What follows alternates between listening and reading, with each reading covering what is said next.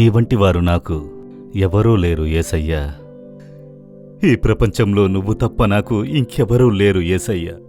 మీరే నా ప్రపంచము. ఆయన రుచి చూస్తేనే మీరది చెప్పేటప్పుడు మీ మనసులో సంతోషం వస్తుంది. ప్రియమైన వారులారా, యేసుక్రీస్తు ప్రియమైన నామంతో మీ అద్భుతాల సమయం ఈ కార్యక్రమానికి మిమ్మల్ని ఆహ్వానిస్తున్నాం. ఈ రోజు మనిషి బాధపడుతున్న ప్రధాన సమస్య ఏంటో తెలుసా? ఒంటరితనం. మిగతా అన్ని సమస్యలను అందరూ తోడుగా ఉంటే మీరు వాటిని దాటేయచ్చు. ఏ సమస్య అయినా సరే మిగతా వాళ్ళు మీకు సాయం చేస్తే ఆ సమస్య నుంచి విడుదల పొందొచ్చు. కానీ మీ సమస్య ఎవరికీ అర్థం కాకపోతే మీరు అన్ని కార్యాలను ఒంటరిగానే చెయ్యాలి. నన్ను ఎవరూ అర్థం చేసుకోవట్లేదే అలా అని అప్పుడప్పుడు బాధ కలుగుతుంది. కానీ మనల్ని అర్థం చేసుకునేవాళ్ళు ఒకరున్నారు. ఆయన ఎప్పుడూ మనల్ని ఒంటరిగా వదిలిపెట్టరు. అది ఎవరో తెలుసా? మన యెహోవా అయిన యేసుక్రీస్తు. ఇప్పుడు మనం ఒక పాట చూడబోతున్నాం. నీ వంటి వారు నాకు ఎవరూ లేరయ్యా. ఒకవేళ మీరు ఒంటరిగా ఉండొచ్చు. నాకు ఎవరూ లేరు, అర్థం చేసుకోవడానికి ఎవరూ లేరు అని బాధతో మీరు ఒంటరిగా ఏడవచ్చు. ఏదీ తలుచుకోకుండా నీ వంటి వారు ఎవరూ లేరయ్యా, యేసయ్యా అని విశ్వాసంతో ఈ పాట మీరు కలిసి పాడండి. దాని తరువాత సహోదరుడు మోహన్ సి లాస్రస్ గారు మీకోసం దేవుడి వాక్యాలు చెప్పడానికి సిద్ధంగా ఉన్నారు. ఖచ్చితంగా మీ సమస్యలు, ఒంటరితనం అన్నీ మారుతాయి. ప్రార్థించండి. ఖచ్చితంగా దేవుడు మీ జీవితంలో పెద్ద మార్పుని తీసుకొస్తారు. ఇది మీ అద్భుతాల సమయం.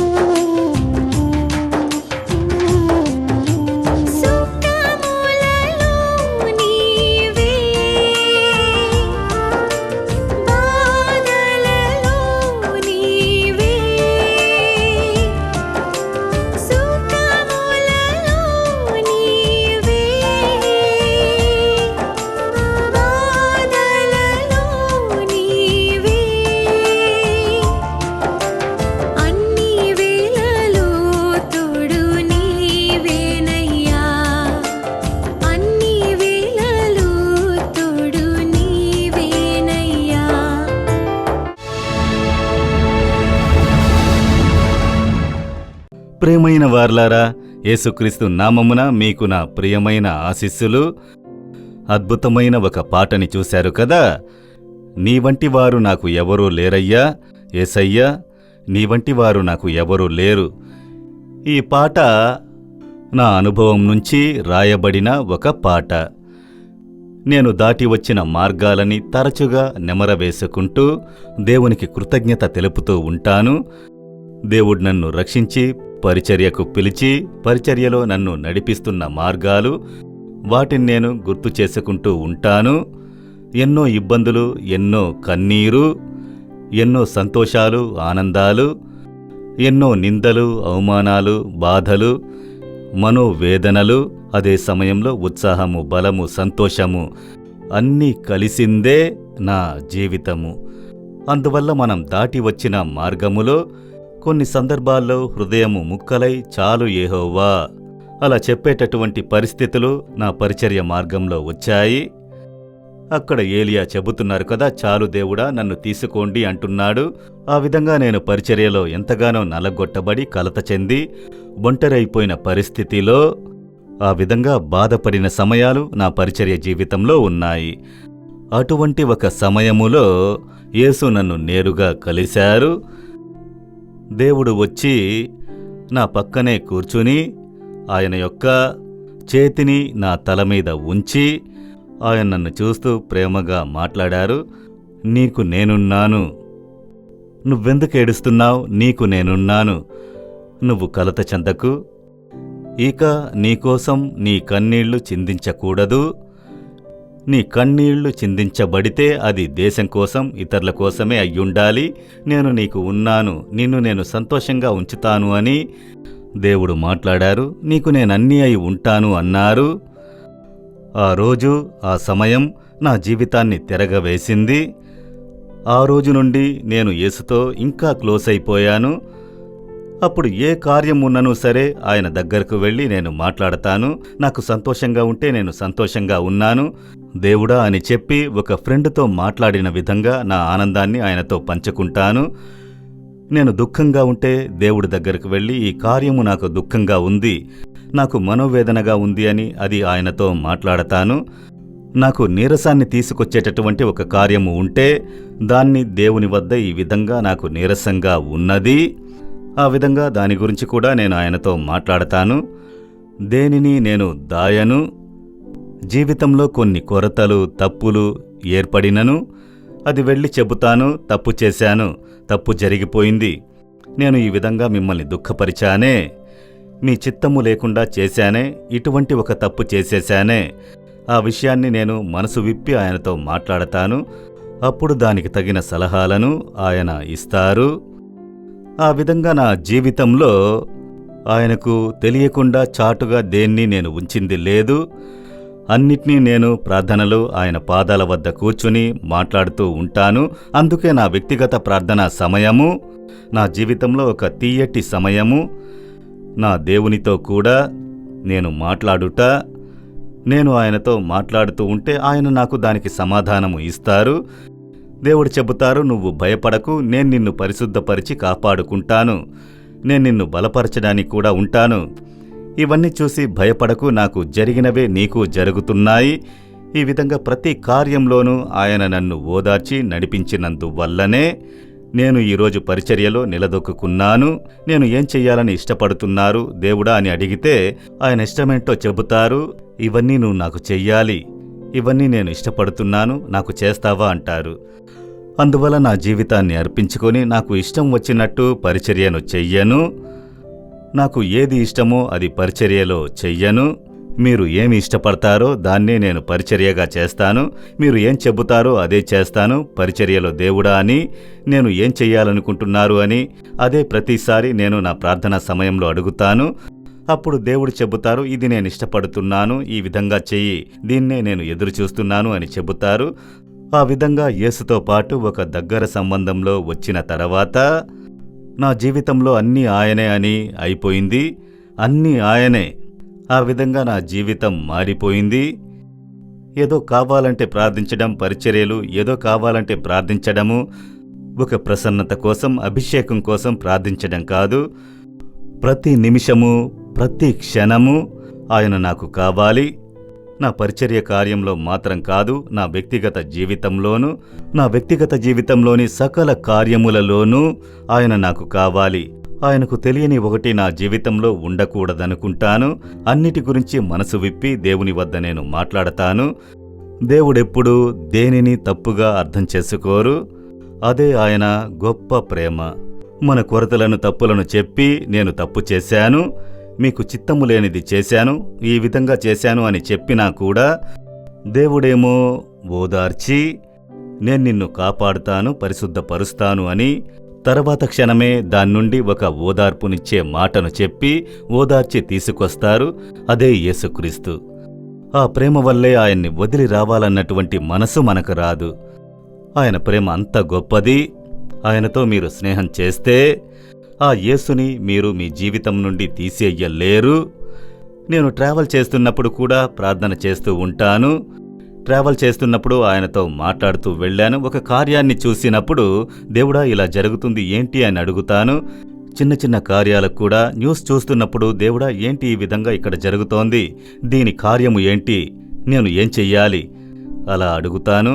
వీళ్ళు ఈ విధంగా టీవీలో తప్పుడు వ్యవహారాలు చూపిస్తున్నారు, ప్రజలని తప్పుడు నమ్మకాల్లోకి నడిపిస్తున్నారు, ఇదేంటి దేవుడా అని అడిగితే దానికోసం నువ్వు ఈ విధంగా ప్రార్థన చెయ్యి అంటారు. దాన్ని చూస్తూ ఏడుస్తూ కన్నీటితో ప్రార్థించేలా చేస్తారు. అంటే ప్రతి నిమిషం యేసుతో జీవించడమే ఒక తీయటి జీవితము, ఒక సంతోషమైన జీవితము. అందుకే నేను దేవుని సమూహంలో ఒంటరిగా ఎక్కువసేపు ఉంటాను. ఆయన్ని స్తుతించి పాడడము, ప్రార్థించడము, వచనాన్ని ధ్యానించి దేవుడా ఈ వచనం ప్రకారం నా జీవితము లేదే, ఈ వచనంలో చెప్పబడిన విధంగా నా జీవితము లేదే, ఇంకా ఆ స్థాయికి నేను రాలేదే అని చెప్పి కన్నీరు కార్చి నేనేడుస్తాను. దేవుడు చెబుతారు, నేను నీకు కృపను ఇస్తాను, నేను నిన్ను బలపరుస్తాను అంటారు. ప్రతి కార్యంలోనూ ఆయన చక్కగా నడిపించుటను నేను చూసి ఉన్నాను. అందువల్ల ఆయనే నాకు సమస్తము, ఆయనే నా జీవితము. అంటే యేసు చాలు, ఆయనే సమస్తము అన్న జీవితంలోనికి వచ్చిన తర్వాత ఈ విధంగా నాకు నచ్చినటువంటి ఒక వచనము కీర్తనకారుడు చెబుతున్నాడు చూడండి.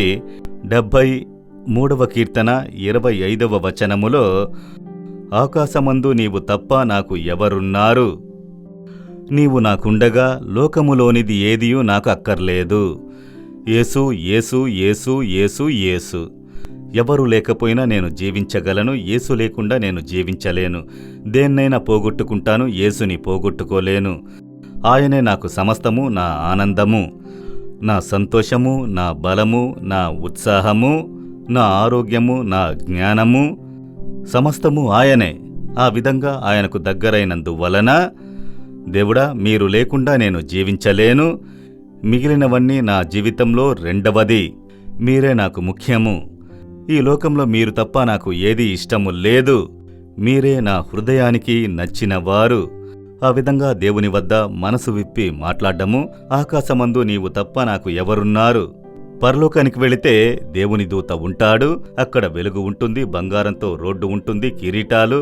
నిజంగా దాని మీద నాకు ఇష్టము లేదు. అక్కడ నా యేసు ఉంటారు, అదొక్కటే నా మనసులో ఉంటుంది. అందరూ చెప్తారు ఇక్కడ ఆత్మాదాయము చేస్తే కిరీటంలో ముత్యాలు ఉంటాయి, కిరీటాలు ఇస్తారు. మనం చిన్నప్పుడే పాడి ఉంటాము, తెల్లటి అంగి, బంగారపు కిరీటము, నాకు అవన్నీ పరలోకంలో ఉన్నాయి అని. పాడేటప్పుడు సంతోషంగా ఉంటుంది, కానీ ఎప్పుడు నాకు అలా పరలోకానికి వెళితే మనకి కిరీటం ఇస్తారు, ముత్యాలు దానికి ఉంటాయి, అటువంటి ఆలోచన నాకు రాలేదు. ఒకే ఒక్కటే, నా యేసు అక్కడ ఉంటారు, నా కోసం జీవాన్ని ఇచ్చినవారు, నాకు ప్రాణం ఇచ్చినవారు, నాకు ఇంత గొప్ప సంతోషాన్ని ఇచ్చినవారు, నా కోసం సిలువ మోసినవారు, ఆయన అక్కడ ఉంటారు. నేను ముఖాముఖిగా ఆయన్ని చూసి ఆయన్ని ఆత్మలో దర్శిస్తున్నాను, ముఖాముఖిగా ఆయన్ని చూస్తాను. నిజంగా నేను చెబుతున్నాను, కొందరేమో పరలోకంలో అక్కడ చోటు, ఇక్కడ చోటు, అసలు అలాంటి ఆలోచన నాకు వచ్చిందే లేదు. ఒకే ఒక్కటే, యేసు అక్కడ ఉంటారు కదా, ఆయనతో నేను ఉంటాను. దూరంగా ఆయన్ని చూసి నేను సంతోషిస్తాను. అది చాలు. ఎందుకంటే కోట్లాది మంది వస్తుంటారు కదా, ప్రపంచమంతటిలో ఎన్ని కోట్ల మంది, అందరూ యేసు పక్కనే ఉండాలని ఇష్టపడతారు. నా యేసు అక్కడ ఉన్నారు, ఆయనతో పక్కనే నేను కూడా ఉన్నాను. అదొక్కటే నాకు సంతోషము. వేరే ఎటువంటి ఇష్టాలు లేవు. కానీ నేను పరలోకానికి వెళ్ళినప్పుడు తల మీద కిరీటం పెడతారు అనేటటువంటి ఆలోచన నాకు రాలేదు. ఎన్నడూ నేను అలా ఆశపడింది లేదు. ఒకే ఒకటి, ఇక్కడ నేను ఆయన్ని ఆత్మలో దర్శిస్తున్నాను. అక్కడికి వెళితే ముఖాముఖిగా చూస్తాను, దర్శిస్తాను. ఆ సంతోషమే నాకుంది. అందువల్లే ఆ పాటను రాసే కృపను దేవుడు నాకు ఇచ్చారు. నీ వంటి వారు నాకు ఎవరూ లేరయ్యా. ఈ ప్రపంచంలో నీకన్నా నాకు ఇష్టమైన వారెవరూ లేరు. మీరే నా ప్రపంచము. ఆయన్ని రుచి చూస్తే మీరు అది చెప్పేటప్పుడు మీ మనసులో ఆ సంతోషము వస్తుంది. యేసు అనేవారు ఎవరో ఒక దేవుడు మనం అడిగినవన్నీ ఇస్తారు, ఆయన ఎక్కడ ఉన్నారు? అలా కాదు, మన ప్రాణంలో కలిసిపోయారు. ఆయన రక్తం మన రక్తంతో కలిసిపోయినది. ఆయన రక్తంతో మనల్ని కడిగి ఆయన మనకు దగ్గరయ్యారు. ఆయన ఎముకలలో ఎముకలుగా, రక్తములో రక్తముగా కలిశామని పౌలు అపోస్తులుడు రాస్తున్నారు. ఆ విధంగా ఆయనతో మనం కలిసిపోతున్నాము. ఆ ప్రేమ మనల్ని ప్రేరేపిస్తున్నందువల్లే నేను ఇంత పరిచర్య చేయగలుగుతున్నాను. చాలామంది అడుగుతారు, ఎలా పరిగెత్తుతున్నారు బ్రదర్, విశ్రాంతి లేకుండా మాట్లాడుతూనే ఉన్నారని అంటారు. అందులో ఏమీ లేదు. యేసు యేసు యేసు అనే ఆయన ప్రేమ. ఆయన నాతోనే ఉన్నారు. ఆ ప్రేమ నన్ను ప్రేరేపిస్తున్నందువల్ల ఆయన్ని రుచి చూస్తున్నాం కదా, అందువల్ల ఆయన కోసం పని చేస్తున్నాను. అదే గొప్ప సంతోషము. వెళ్ళడం యేసు కోసం, మాట్లాడడం యేసు కోసం, ఈ ప్రయాణం యేసు కోసము, నేను వెళ్ళి అక్కడ నిలబడ్డం యేసు కోసము, అన్నీ యేసు కోసము. ఆ సంతోషమే మనసులో అంత గొప్ప ఆనందాన్ని ఇస్తుంది. అయితే మనం జీవించడం, తినడము, నిద్రపోవడము అన్నీ కూడా యేసు కోసము. ఆయన నాతో ఉన్నారు. ఆయన నేను సంతోషపరచాలి. అందుకే జీవిస్తున్నాను, తింటున్నాను. నేను బ్రతికి యేసు కోసం కార్యాలు చెయ్యాలి. ఆయన కోసం చెయ్యాల్సిన పనులు ఉన్నాయి. అందుకోసం నేను ఆరోగ్యంగా బలంతో ఉండాలి. అదే నా అభిమతము, అదే నా ప్రార్థన.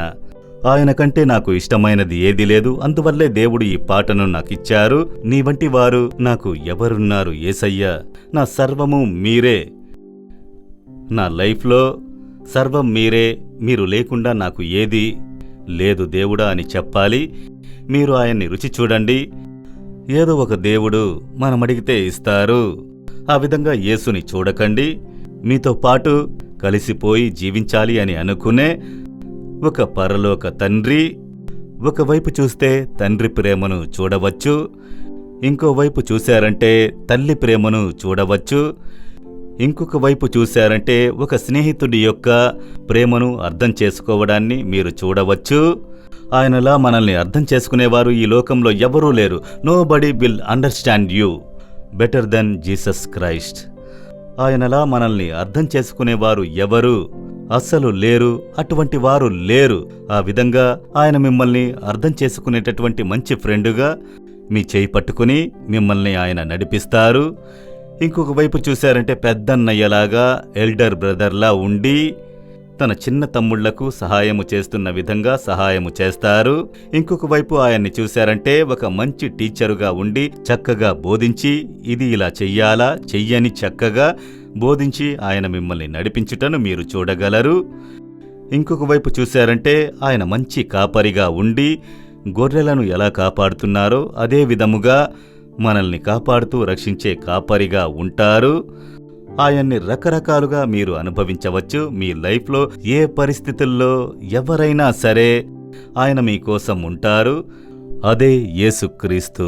ఆయన్ని రుచి చూసి ఆయనకు దగ్గరయ్యారంటే మీ వంటి వారు నాకు ఎవరూ లేరయ్యా యేసయ్యా. ఇక దేని మీద నాకిష్టం లేదన్న ఒక మనసు మీలో ఏర్పడుతుంది. ఆయన ప్రేమ మన కోసం జీవాన్ని ఇచ్చిన ప్రేమ, రక్తము చిందించిన ఆ ప్రేమని తలంచినప్పుడు మనుషులు మన బలహీనతలను, కొరతలను చెబుతూనే ఉంటారు. కాని ఆయనలా కాదు. ఆ కొరతలను, బలహీనతలను చూసి క్షమించి వాటిని సరిచేసి పరిశుద్ధపరచి వ్యత్యాసముగా నడిపిస్తారు. మనుషులు మనమెప్పుడో చేసిన తప్పుని మళ్ళీ మళ్ళీ గుర్తు చేసి దాంతో మనల్ని నిందిస్తూనే ఉంటారు. కాని ఈయన అలా కాదు. నువ్వు అలా చేసావా? నేను మర్చిపోయాను. నిన్ను క్షమించి అది మర్చిపోయాను. ఇప్పుడు నాకు అది గుర్తు లేదు. ఇప్పుడు నువ్వు నా బిడ్డవి, నా రక్తముతో కడగబడ్డావు. ఆ విధంగా ఆయన చూస్తారు. ఆయన చూసే కోణము వ్యత్యాసము. అందుకే మీరు ఆయన్ని సరిగ్గా రుచి చూడండి. ఆయన ప్రేమ పోల్చలేనటువంటి ప్రేమ. ఆయనలా మిమ్మల్ని అర్థం చేసుకునేవాళ్లు ఎవరూ ఉండరు, ప్రేమించేవాళ్లు ఎవరూ ఉండరు. ఆయనే యేసు.